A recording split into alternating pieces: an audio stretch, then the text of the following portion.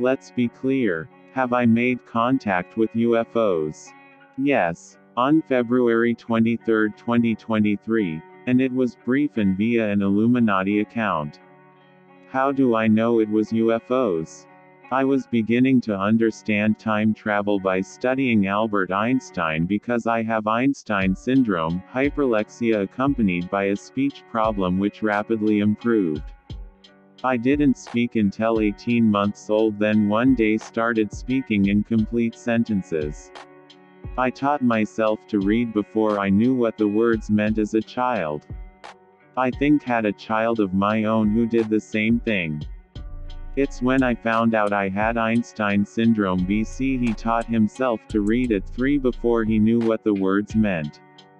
Reading requires comprehension. Without it, it's not reading, it's decoding.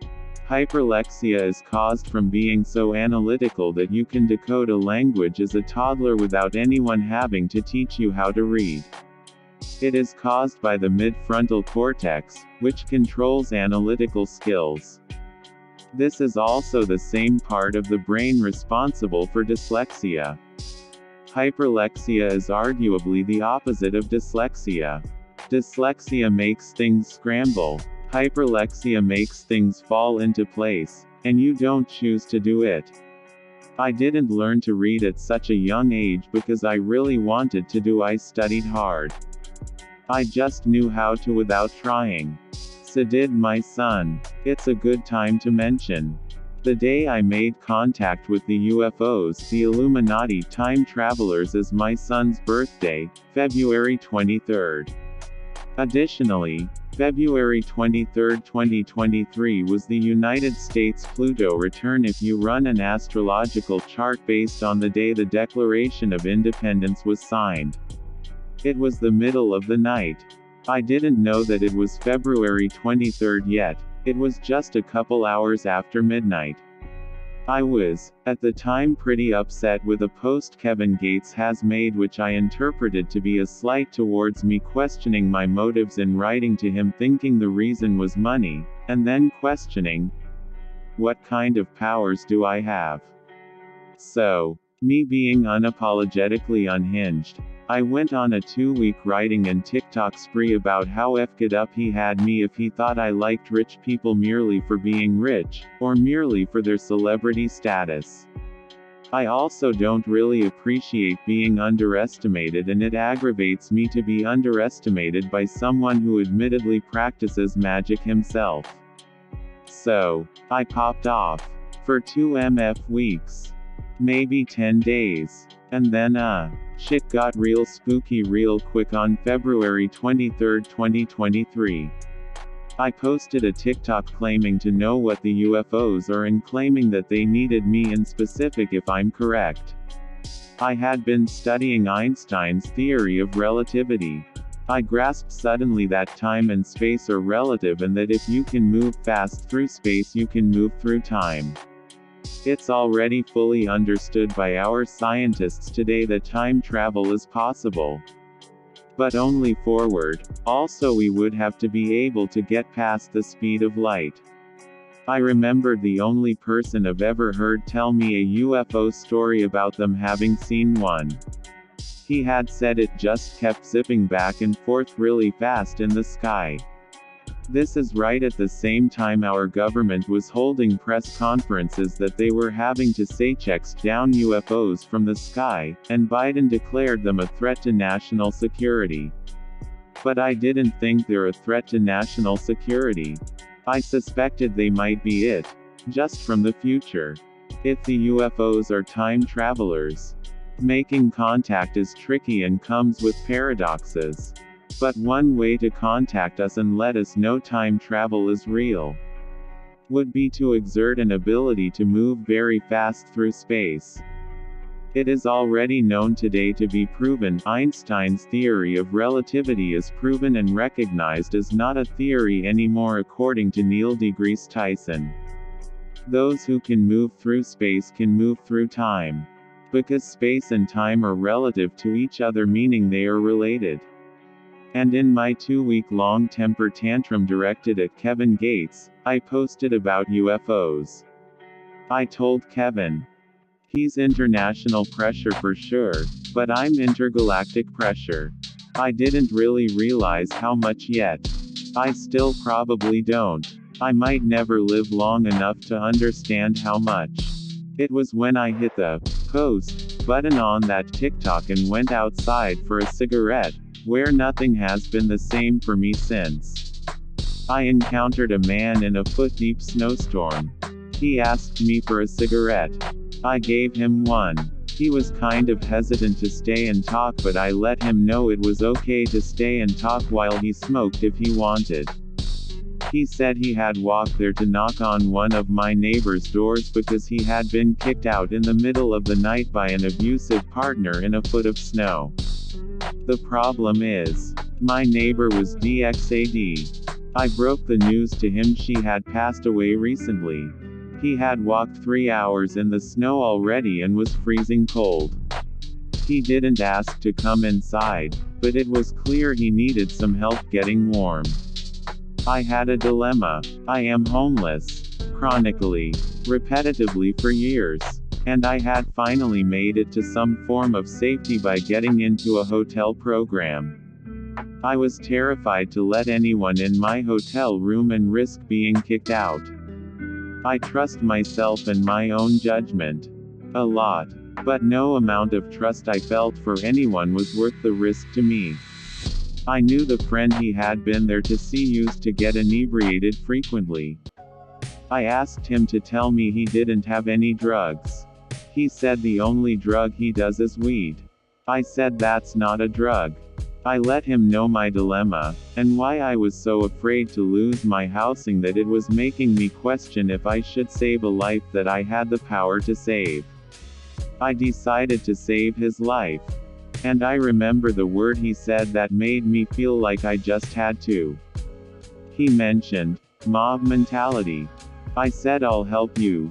This world needs every person who knows about mob mentality that it can get. I brought him inside. I told him to set the heater as warm as he liked and offered him food and drink. I mentioned it was probably good for me to socialize a bit anyways because I had only been making TikToks about UFOs and Kevin Gates LMAO. I mentioned my hyperlexia. He said he had also taught himself to read the same way but had never heard of hyperlexia or Einstein syndrome. I went ahead and told him my theory about the UFOs being time travelers. He said he had encountered time travelers but didn't know what to believe because it got him diagnosed as schizophrenic. He said he had woken up to really fast-moving beings studying him. He said he had been told he is a descendant of Jesus who was time traveled to this time period. And that's when I got spooked, but I tried not to show it. He had no idea I go by Jesus. He told me that the Illuminati is definitely real. He said they can control the stars and astrology. I told him, well, if you can control time and space, you can control the stars. He had never thought of it that way. This is the first time I considered the Illuminati was actually real. I had not been trying to formulate theories about them, and I never would have felt a need to. I had been sent an invitation a couple weeks prior as a message on TikTok, but I ignored it and figured it was someone trying to insult my sanity because I go by the name Jesus Christ. The more we talked, and the more I saw how similarly our diagnoses were, the more convinced I became he was related to me, but I did not say that out of respect for his schizophrenia. He was also a spitting image of my son's father, except tall like me. He was also homeless. His girlfriend had taken him off the streets and been doing what I've found most people do when they pretend to help a homeless person. Pray, and feel entitled to do it. I explained my views on how the people who bring in the homeless usually treat us. He said yeah, that was what was happening. He felt defeated to be able to get out of the situation with him being a man and feeling like domestic violence services wouldn't help him the same way they do with women.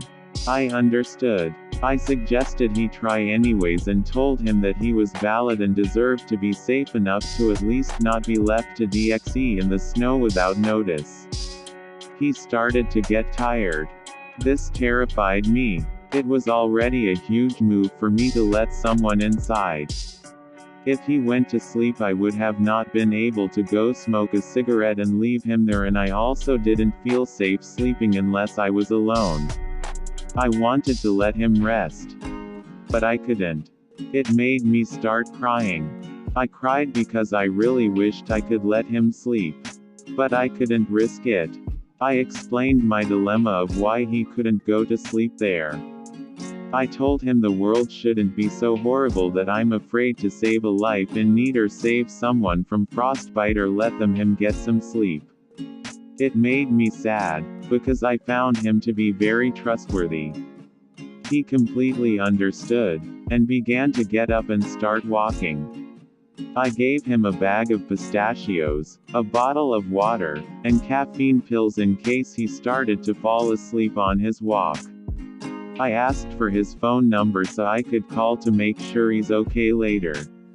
His phone screen is broken to an extent he couldn't see anything on it. He could only answer a call if it rang. Before he left, I ended up telling him why I was crying so hard. I told him, do you remember how you said you're the descendant of Jesus' time travelers to this time? Well, I go by Jesus Christ.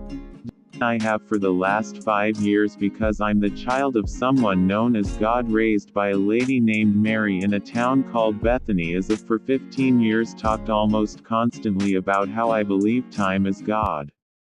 He was equally spooked. He left and I went outside to smoke a cigarette with him before he went.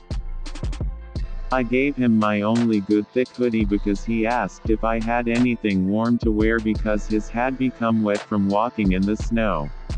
I gave him money I had in my pocket, although he did not ask for any money, and he didn't want to take it.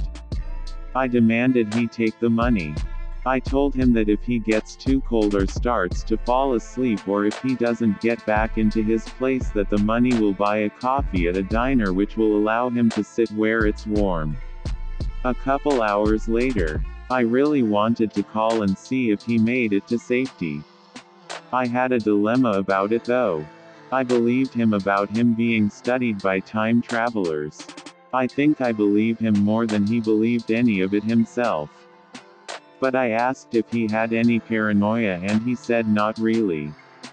I asked him if he felt like he had any delusions and he said kind of. But I don't think he did. I think it's really easy for the world to interpret very analytical people to be schizophrenic because few people actually understand schizophrenia. I had this guy feeling that he was telling the truth, and that it was more truth to it than he knew. Especially once he left and I looked at the date. My son's birthday. I decided to call the number. I cared more about finding out if he lived than fear. As soon as I dialed the number and pressed call, I immediately got a message. When I say immediately, I mean it. Like, the phone didn't even ring long enough for him to pick up. I was so spooked and hung up. The message was from the same Illuminati account I had been invited by before. It said, "What do you want from us?" I said, "IDK, I never talked to a genie, damn, maybe some new teeth." If I remember right, they didn't say much back to me in words. But the message was pretty clear. They sent me 2 TikToks, and made no promise of teeth for me, lol. But I think they might have promised me I end up a president or I am a president of some sort. They sent me this picture. And they sent me a TikTok of Trump. I can't remember which one, and there was another TikTok I also can't remember. The name of the account had the word Jefferson in it. When they asked how much I needed for teeth, I told them I cannot take their oath, but in retrospect they never asked me to. I was working off assumptions based on myths of them. I explained I couldn't take an oath to them because I had already taken an oath to time that I take very serious. They replied with the 2 TikToks and the picture I've posted with this, and then blocked me. I couldn't tell if I was being punked or not. But I knew I ain't no punk. So I just started saying I'm a leader in the Illuminati and I don't have to take the oath because I already took an oath to time. And I think it might be the same path. I think there might be more than one Illuminati, but I only recognize the ones who can travel through time as being real. I'm pretty sure I'm supposed to explain to you guys that it's not aliens. It's time travelers. And I'm pretty sure they gave me permission. I'm more sure every day, no matter how much I talk about it, I only get confirmation I'm correct. After that I found out more about myself. My grandfather helped found the Hells Angels apparently, and my father once held high rank. I have been told by Sonny Barger's nephew that I inherit it all one day. I said, I inherit the Hells Angels. He said no mfit all and basically shook me. Whatever, I'm president of one day. It's big. I'm fine with whatever happens honestly. I don't really think me being president sounds fun. It sounds like a job and I'm disabled. But I know how I am when I'm needed and have skill sets and experiences other people don't. I know I care enough about the future and the people to be president even though it would be difficult. So, here we are. Have I made contact with a time traveler? I am pretty positive. And I'm pretty sure they are glad they found me. I don't claim to be a follower of them, or the Hells Angels. But if I'm gonna be in either one, I'm a leader. I definitely ain't no follower. And I didn't need to take their oath. If they're here for a better future and make their decisions with time as priority, then we're on the same team. And ever since it's made a lot more sense why I am still alive when I'm not sure I am entirely supposed to be. I've even had a literal cardiac death before. It happened on Facebook Live and 17 people called emergency services and they broke down the door and resuscitated me. I still remember how bad it feels to have no pulse, although I cannot remember what took my pulse away. I remember speaking even though I had no pulse because the firemen said they were going to leave if I didn't say anything, and I had been listening to them knock hoping they would hurry up because I felt horrible. It wasn't even words I spoke. Just a wail. It took everything I had in me. And come to think of it, I'm not sure it was my Facebook friends who made sure the firemen helped me. There's a lot of instances I can think of where I think they might have intervened to keep me alive. And I think it's because I'm important to the future. In a monumental way that results in catastrophe if I go too soon. God isn't done with me. I think it's barely gotten started.